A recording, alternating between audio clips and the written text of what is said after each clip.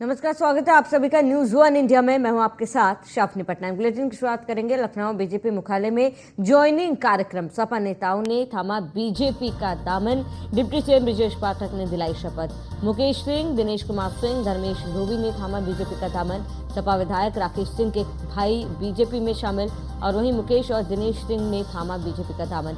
राम सुफल पासवी और शिवकाली ने भी ज्वाइन की बीजेपी।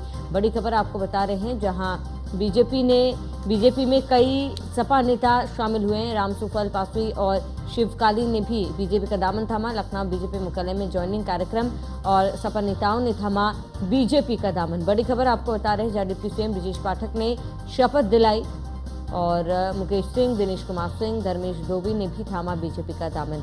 तो सपा विधायक राकेश सिंह के भाई बीजेपी में शामिल हुए। बड़ी खबर आपको बता रहे हैं।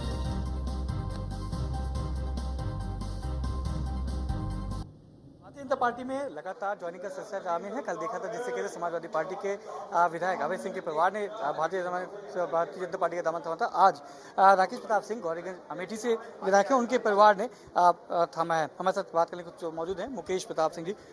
मुकेश जी, लगातार देखा जाता है कि चुनाव के समय बहुत ज़्यादा बदलाव होते हैं, पर इसकी शुरुआत राज्यसभा चुनाव से ही देखने को मिल गई थी। अब आप लोग का परिवार में भी बात हुई होगी, आज आपने ज्वाइन किया है, क्या सबसे पहले क्या प्रतिक्रिया रहती है आपकी ज्वाइन करने पर? हमारी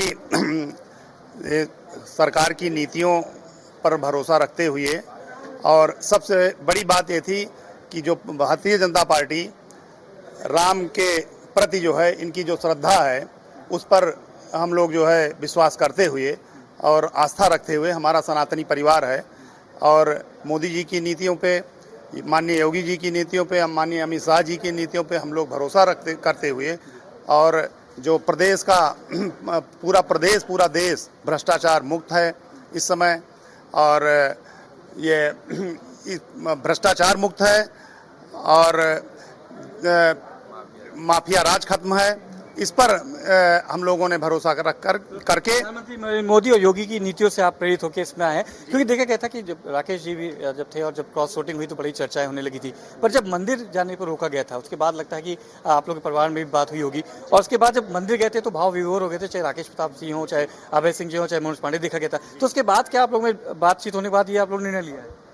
जी बिल्कुल, ये जब हमारा पुराना बहुत सदियों से सनातनी परिवार है और भगवान प्रभु श्री राम में आस्था रखने वाला हमारा परिवार है। जब वहाँ पर रोका गया या न जाने को नहीं मिला, इससे जो है हम लोग आहत हुए और निश्चित रूप से अभी विधायक जी ने वहाँ पर अपना वो पैदल वहाँ दर्शन करने के लिए भी क्षेत्र के साथ जाएंगे वो लोग। जी, क्या लगता है कि राकेश भाई का इंतजार किया जा रहा है, वो उनकी भी आप लोग साथ आएंगे बीजेपी में? अब ये उनके ऊपर है, आएंगे नहीं आएंगे। तो अमेठी से स्मृति ईरानी को जिताने में आप लोग बिल्कुल रात दिन हम लोग मेहनत करेंगे और एक एक बूथ पर जो हमारे सहयोगी हैं उनसे पूरा हम लोग उनको प्रेरित करेंगे कि कम से कम हम लोगों के आने से हर बूथ पर ज़्यादा से ज़्यादा वोट बढ़ाया जा सके और माननीय दीदी स्मृति ईरानी को भारी से भारी बहुमत से जिता करके उनको फिर दूसरी बार लोकसभा भेजा जाए। मुकेश जी और बताया था कि अब हालांकि साइकिल की सवारी छोड़ के अब कमल के साथ है और एक बार फिर से अब की बार स्मृति दीदी को जिताने का संकल्प लिया गया है। राकेश प्रताप सिंह कब आएंगे इस पे संशय है और थोड़ा सा इंतजार जरूर करना पड़ेगा। जैसे कल अभय सिंह के परिवार ने बताया कि इंतजार के लिए सब चीज़ें आपको देखने को मिलेगी। वीडियो जर्नलिस्ट अमित साहनी के साथ Manish Mishra, news one India, Lucknow.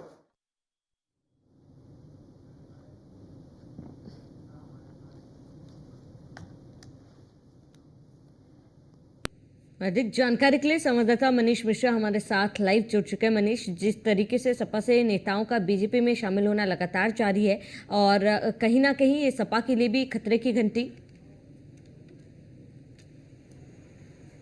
निश्चित तौर से आप कह सकते हैं कि आपके जो चुनिंदा नेता हैं या कहें कि आपके जो विधायक हैं, सिटिंग एमएलए हैं, उनका अगर भारतीय जनता पार्टी में उनका परिवार आता है तो कहीं ना कहीं इसका संकेत राज्यसभा चुनाव में देखा गया था, जिस तरह से क्रॉस वोटिंग हुई थी और खुल के चाहे राकेश प्रताप सिंह हो, चाहे अभय सिंह हो, चाहे मनोज पांडे हो, इन्होंने साफ तौर से दिखा था कि जिससे कि भारतीय जनता पार्टी के खेमे में वोटिंग की थी। उसके बाद से ही कहीं ना कहीं ये अटकलें लगनी शुरू हुई थी कि अब ये लोग भारतीय जनता पार्टी के दामन थाम लेंगे। हालांकि अभी राकेश प्रताप सिंह, अभय सिंह और मनोज पांडे कब बीजेपी ज्वाइन करेंगे इस पर थोड़ा सा निर्णय लिया जा सकता है, क्योंकि इन लोग को अगर लेते हैं तो दल बदल कानून के तहत इनको सजा भी की जा सकती है। हालांकि मनोज पांडे की अभी निगाहें सब पे मनोज पांडे और रायबरेली की सीट पे लगी हुई है कि क्या रायबरेली से मनोज पांडे को लड़ाया जा सकता है, इसके लिए काफी संशय पर हृदय परिवर्तन देखने को मिला। आप अगर बात करेंगे, हमने कल बात की थी सरिता सिंह जो कि अभय सिंह की वाइफ हैं, उनसे बात की थी, भगवान बख्श सिंह उनके पिता हैं, उनसे भी बात की थी। उन्होंने कहा था प्रभु राम के दर्शन से जिस तरह से रोका गया था, किसी सनातन धर्म के अगर कोई लोग होते हैं, अगर उनके दर्शन करने से रोका जाता है तो वो कहीं ना कहीं हृदय को चुभती है। और शायद क्या इसी कारण है कि ये हृदय परिवर्तन हो रहा है। और अब जो विधायक, जो मजबूत विधायक कहे जाते थे गौरीगंज से, चाहे राकेश प्रताप सिंह हो, चाहे अभय सिंह हो, गोसाईगंज से आते हैं अयोध्या की, तो कहीं ना कहीं इन लोग की मजबूती साथ लगते थे और अपनी मजबूती कारण ही समाजवादी पार्टी को कहीं ना कहीं मजबूती प्रदान करते थे। अब इंडी गठबंधन के लिए, क्योंकि अमेठी की सीट है, अमेठी में माना जाता कि अभी प्रत्याशी तय किया नहीं गया है, पर जिस तरीके से राहुल गांधी की चर्चा है कि वायनाड के चुनाव के बाद राहुल गांधी हो सकता है अमेठी में भी अपना नामांकन करते नजर आ सकते हैं। उस समय अगर आपको ऐसी परिस्थिति हो, आपका जो एक मजबूत वहां से समाज करेगा जो आपका विधायक है, वो अगर समाजवादी पार्टी में छोड़ के कमल का दामन थापता है तो निश्चित तौर से एक आपके लिए डेंट जरूर होगा। कितना डेंट होगा इस पर ऐसा देखना होगा। और क्या अब वो समय आ रहा है कि जब राकेश प्रताप सिंह, अभय सिंह और मनोज पांडे बीजेपी का दामन थापते, इस पर भी नजर बना के रखनी होगी। हालांकि चुनावी जो वर्ष होता है या फिर चुनावी जब समर शुरू होता है तो ऐसे आपको दल बदल के लिए काफी आपको देखने मिलते हैं। और भारतीय जनता पार्टी की पूरी कमेटी है, ज्वाइनिंग कमेटी है, वो अपने काम में कहीं ना कहीं इस तरह से अगर वो ज्वाइनिंग करा रही है तो निश्चित तौर से आपको लग रहा है कि कहीं ना कहीं उनके जो इरादे हैं या फिर कहे जो उन्होंने प्रिपरेशन की थी उसमें उनको कामयाबी मिलती नजर आ रही है। और ये निश्चित तौर से चाहे कोई भी राजनीतिक पार्टी होगा, उसका कोई विधायक या उसके परिवार के लोग भारतीय जनता पार्टी या किसी दल को ज्वाइन करते हैं तो उसके लिए जरूर एक डेंट रहता है। जी बिल्कुल मनीष, कहीं ना कहीं ये एक खतरे की घंटी भी, और ऐसे में सपा को भी अपने आप में झांकने की जरूरत है कि आखिर क्या कारण है कि जो उनके जो सिटिंग एमएलए, उनके परिजन भी फिलहाल इस दूसरे विरोधी पार्टी में शामिल हो रहे हैं।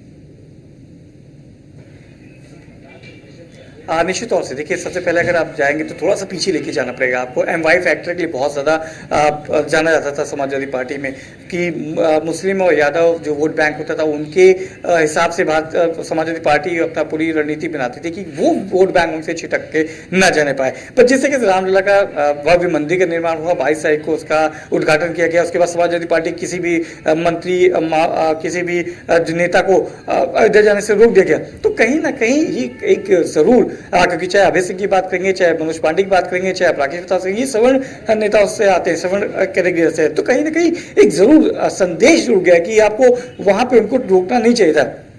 अखिलेश यादव से बार बार पूछा गया था कि वो राम मंदिर जाएंगे, राम मंदिर जाने पे उन्होंने कहा कि जब प्रभु राम बुलाएंगे तब जाएंगे, पर आप किसी को रोक नहीं सकते, किसी की आस्था को आप रोक नहीं सकते।